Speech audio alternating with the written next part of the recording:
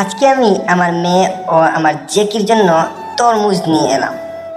প্রথমে এগুলোকে ভালোভাবে পিস পিস করে কেটে নিচ্ছি, এরপর মেশিনে দিয়ে ওটাকে জুসের জন্য দিয়ে দিলাম। জেকি আর মনে মনে ভাবছে কি বানাচ্ছে আমার জন্য। এরপর আমি আলু নিয়ে নিলাম আমার জেকির জন্য আর আমার মেয়ের জন্য। এই যে প্রথমে আলুগুলোকে চিপসের মতো করে কেটে ফেললাম, আর এখন আলুগুলোর সাথে এই যে মিষ্টিটি একসাথে দিয়ে দিচ্ছি। এবার এটাকে ফ্রাই করব। আমার জেকি তো অনেক খুশি আর আমার মেয়ে তো অনেক খুশি।